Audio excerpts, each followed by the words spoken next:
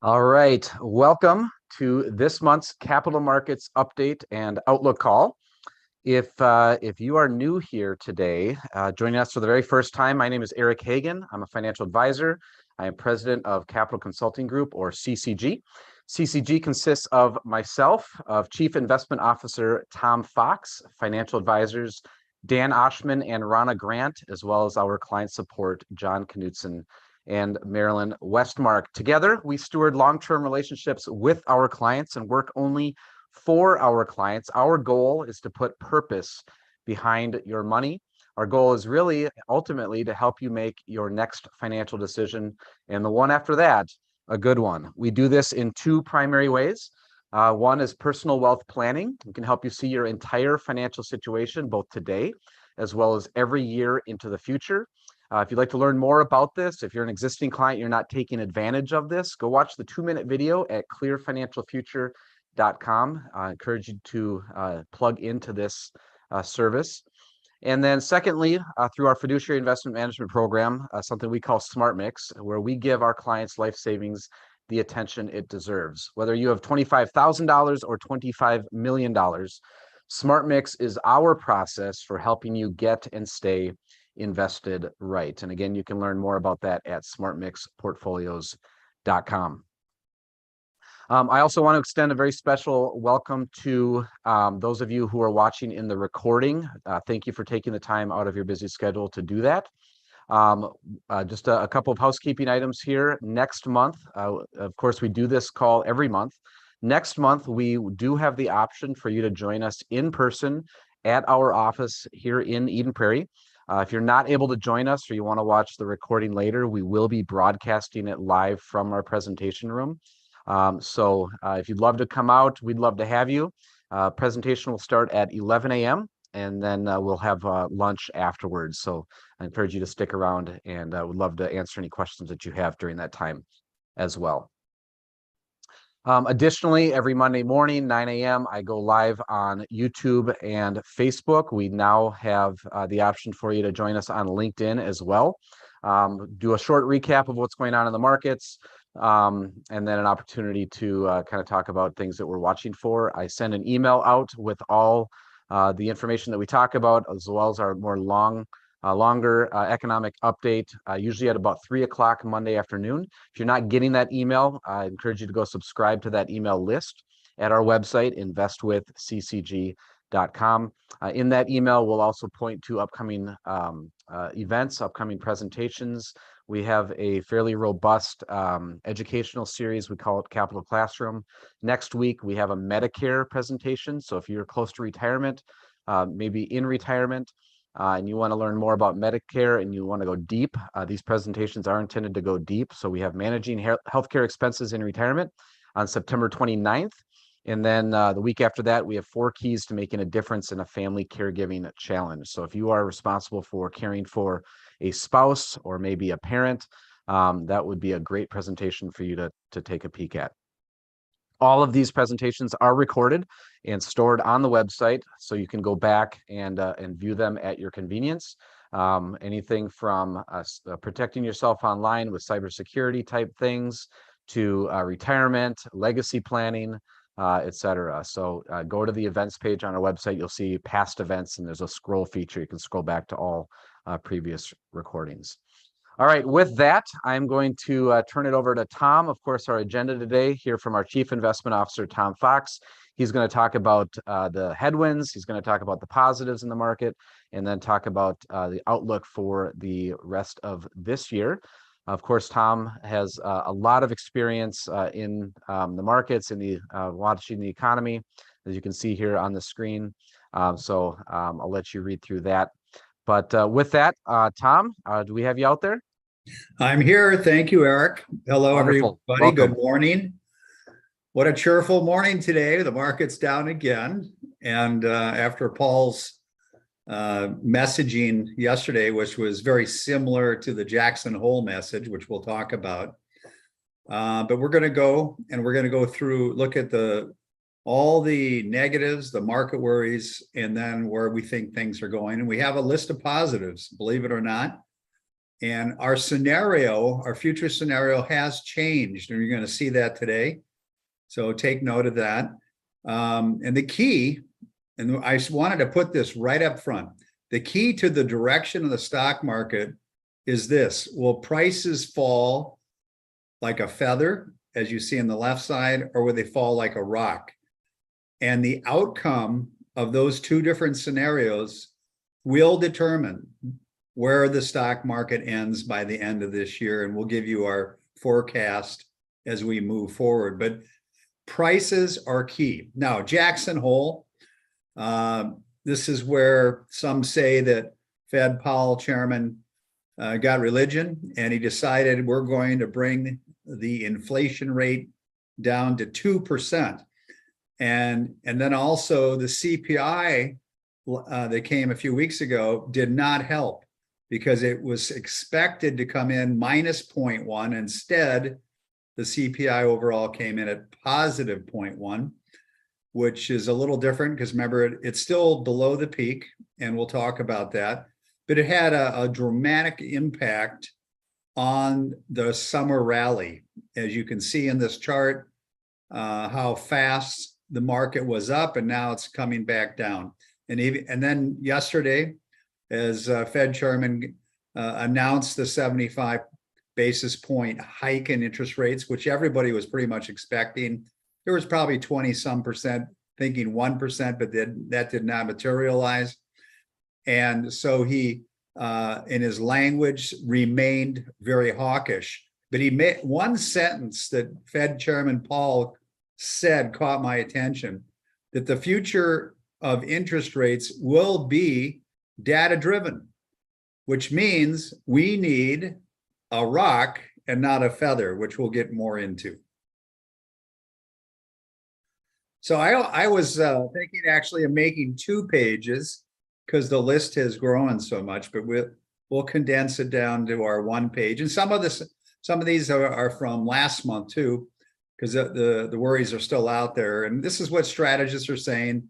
Hey, the Fed's on a course to bring inflation down to 2%, and that's going to crush the economy. So that is a major worry out there. Investors think that inflation is too sticky, and based on last CPI, it kind of points to that. We are in a different camp, and we'll talk more about that later in the presentation. Some think that inflation is just going to linger and linger for years and years, and it's going to just cause the Fed to raise rates to a place that will crush the economy. So here's many earnings estimates are coming down. So this is another wall of worry. Economic data is slowing, although it is still expanding.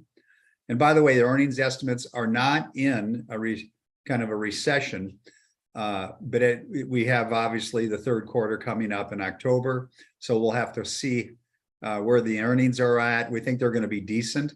But of course, it's always the forward-looking picture that the CEOs will draw on where they see things going. That will be really important on this earnings season.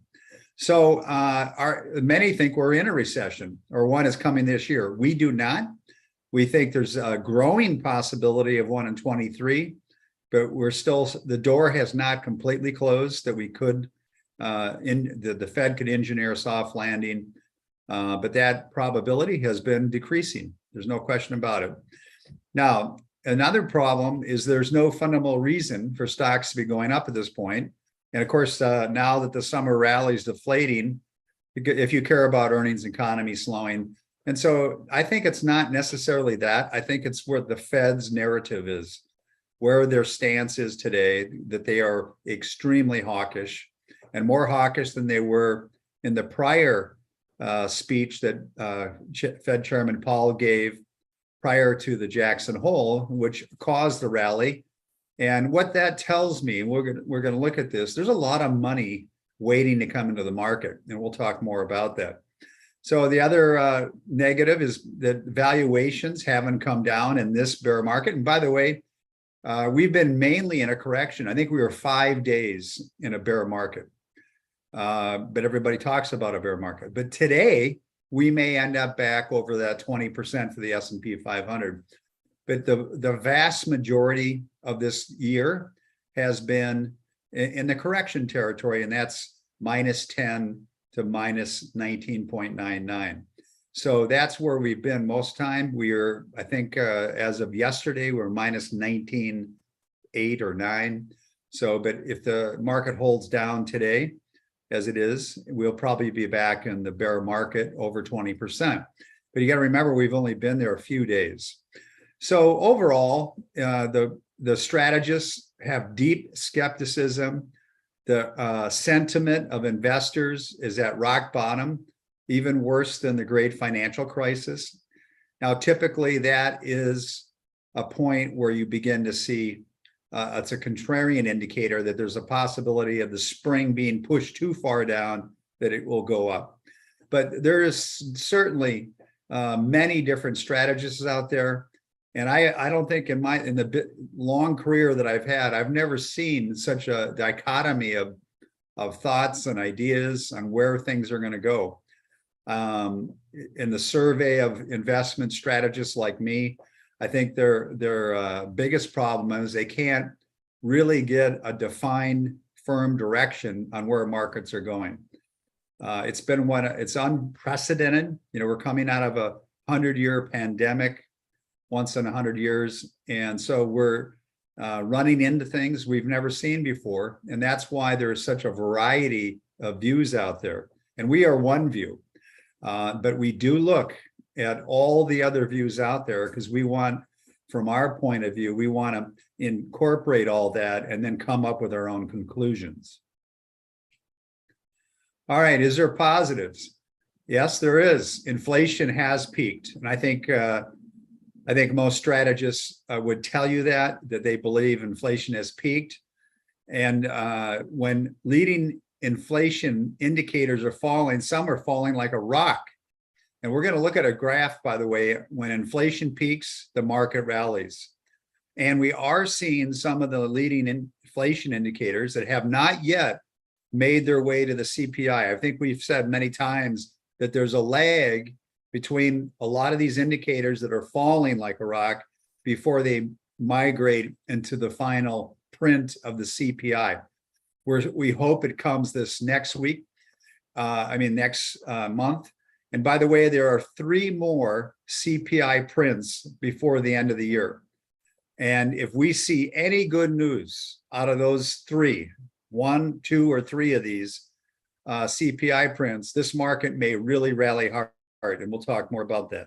So stocks historically have risen once the inflation peaks. That's just a fact. We're going to look at a chart on that. And the recent downdraft that we had, there were no bids on the NASDAQ. Every stock in the NASDAQ 100 was negative. Now, when that happens, it's only happened a few times in history. You usually have very strong returns in the next 6 to 12 months. So it's a contrarian indicator. And we did have what they call zero bid, which means that the NASDAQ on one day, a few days ago, had every stock was negative. That doesn't happen very often. Again, that's a bullish sign. Employment is still strong. Even the Fed in their latest commentary said that. That's not typical of a recession. And here's the big one. Any less bad news or even good news, stock prices will be amplified to the upside. There is so much institutional cash, hedge fund cash, retail cash on the sidelines that if we get any less bad news or good news, this market will move incredibly quickly and robustly. The economy is still expanding, as we've said. There's no recession yet, although it is slowing. We're going to see where we don't see again a recession this year, but the probability of next year has increased somewhat, not 100%. Even Fed chairman yesterday said he doesn't have a probability on whether we're going to go into recession or not. He didn't say, hey, we're going in recession. He said, I don't know. So the Fed economists don't know. And I can tell you, we don't know either. Now, there's no earnings recession. Many were expecting that last quarter. It didn't happen. Companies have been resilient in delivering on their earnings, although estimates have been coming down. And we're going to have to see what happens in mid-October as the next earnings season comes out. We think it's going to be decent, better than expected, at least for another quarter. And then we'll have to see on the fourth quarter what our outlook as we get closer to that. Another and Fed chairman actually mentioned this, that households and corporations have plenty of savings. So they have a nest egg to keep spending. Now, whether they will spend, if their behavior changes, we're going to have to see as we move forward. But that's another positive. That's a little unusual for where we are in this economic cycle, that we have so much savings, but it is there. And so people can continue to spend if they want to. And here's the other thing that's getting better with these market downturns. It's the risk reward ratio. It's really starting to look attractive. In other words, what's our downside from here versus the upside? And the upside is much larger than the downside. We think that at the most, maybe 5% to the downside. We may not go there. We may be approaching the bottom. A lot of the news, all this negative news is in the stock prices. But the upside, when that cash begins to go to work, or if we get some inflation numbers that are better than expected, that could turn the whole dichotomy of this market. And the risk reward actually looks very attractive at this point. Now, you may have a little trouble seeing this, but we had a bad CPI report last month. And as you can see, we've had a few of them where the CPI came in much higher than expected. But look at what happens after a bad CPI report. The markets rally.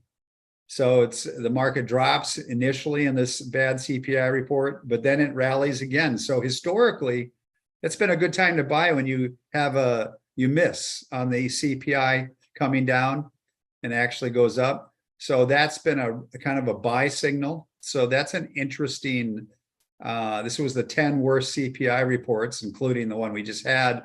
So we could end up getting a rally out of this. And it was pretty significant historically. Now, this is a really good one. The bottom chart is the CPI. And then the top chart is the S&P. You can see historically, whenever the CPI has peaked, the market rallies. And so we're looking at this and we're going, historically, it's a good time to buy when CPI peaks. And by the way, we have peaked. We're pretty confident in that because based on all the preliminary or the leading indicators, they're all pointing downward. So we are very confident in that, which means if it follows history, we could see this market rally. So I'm just giving you some good, these are facts. This isn't, hope so, but this is actually what did happen. So we look at that. We look at history. History tells us a lot. Somebody said history repeats itself, but just not exactly. But this is saying that when you get a peak in CPI, the market's probably got some upside. Here's another positive. If you look historically, these are bear markets that have happened before, and the year-over-year change in valuations. And you can see on the far right with the red circle, we're at 26.4%, minus 26.4. That's pretty much in line with historical bear markets. So what it means is that the valuations are at a point that's not unreasonable to maybe stall and actually go up. But as it's been lower, we've certainly seen lower valuations historically, but we'll see where we end up in this scenario, in this particular place that we're in time. All right, I want to look at some charts regarding the economy. We put this in our last monthly update, and it's a new inflationary trend is just beginning. And we're convinced of that. The question is it a rock or is it a feather? Going back to our earlier story. So you can't really see it because Eric's face is in the way, but the box there shows that inflation just ticked up a little bit, but it has peaked. That is good. It's still running way too high though. And the Fed has indicated that in their language, and they're going to do everything they can to bring price stability back to America. Now, the commodity prices are falling more like a rock. If you look at the blue, that's the commodity drop. The CPI is the green. You can see it touched into the negative zone. And then remember, we were expecting another net minus 0.1, but instead it was 0.1. So you can see it, the green line just went over into slightly into positive territory. You would think that minus 0.1 to 0.1 is not a big spread, but it was to the market. And that's why the markets dropped significantly. But shelter is pretty sticky, but we do see signs that it's going to loosen up, and that's going to start heading down. That's a very slow lagging indicator, shelter, but commodities are dropping, including gasoline and many other things. Here's a very important one. This is the supply chain. And this is what shipping costs. How much does it cost from China to LA?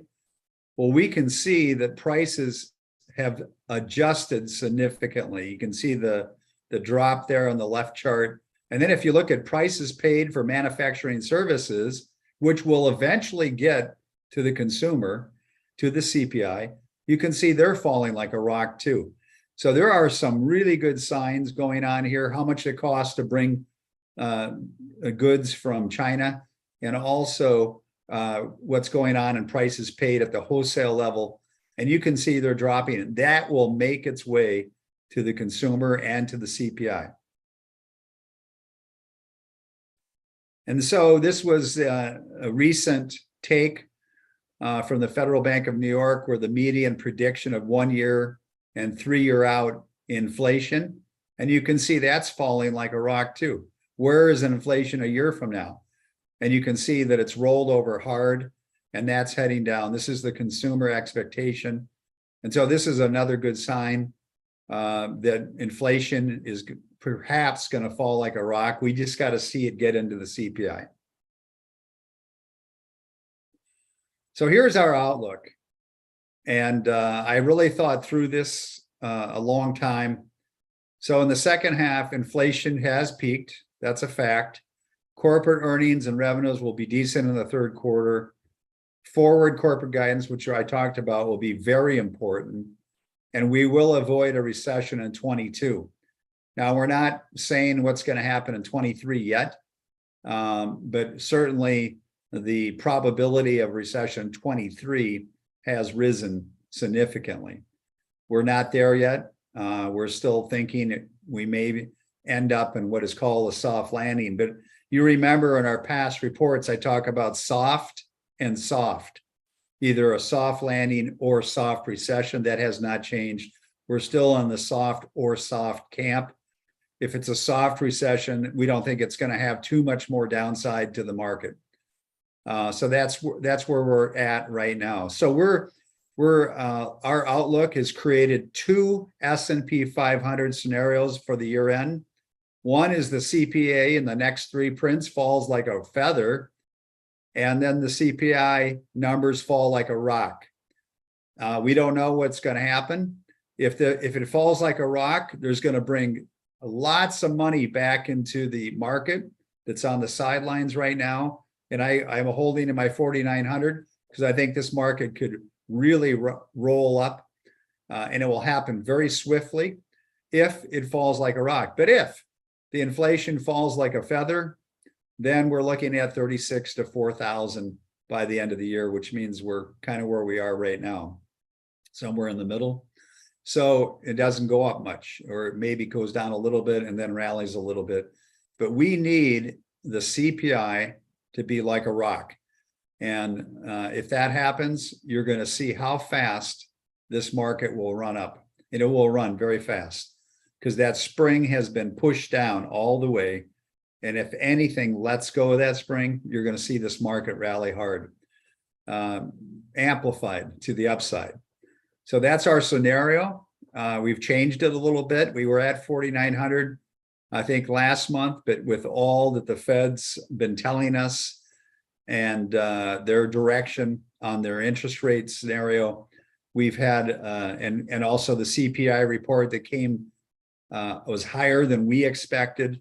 So we had to readjust our thinking. So we got two scenarios out there, and I'll leave it at that. You may have some questions. Okay, Eric. Which brings us to the question slide. So I am watching the chat box. If any of you, and there are a number of you out there today, which is wonderful. If anybody has any questions, now is a great opportunity for you to pop those questions into the chat box. I will relay them to Tom for you. And I'll just kind of add, appreciate you, Tom. Thank you for that message. I obviously am very privy to this information all month long, but when you put it together into the formal presentation like this today, it's one of the things I look forward to more than just about anything all month long. So it's having the objective kind of analysis, the positives, the negatives, and putting it all together. There's just so much emotion on TV and radio and podcasts and things that I listen to. So appreciate you. Thank you very much for today's message. Oh, you're welcome. All right, no questions coming in just yet here. If you're watching in the recording, of course, don't hesitate to shoot me an email with any questions that you have. We would love to circle back with you with a response, a reply. But I'm not seeing anything coming in right now. So I will progress us forward here. Just another reminder that next month is October. Our update will be October, I think it's Tuesday the 18th. We're going to do a Tuesday next month. Again, that will be in person here at our office in Eden Prairie. If you'd like to join us, we'd love to have you out. Oh, I think we did get a question here. Hold on. Okay, we got one question. So Dan asks, what is your view on the housing market? So broad, maybe a broad answer to that one. Sure. Well, with the mortgage rates now over 6%, and they went up again today, that's going to hurt new mortgages, and people will most likely not be moving because let's say you have a 2.5, 3, 4% mortgage at your current house, and then you leave your current house, you sell your current house, and then you got to go buy a new house, and you're now paying over 6% for a mortgage. That's going to dampen sales for sure. Now, on the positive side is we still don't have a lot of supply. Now that's starting to change, but when you don't have a lot of supply, that tends to keep prices more stable.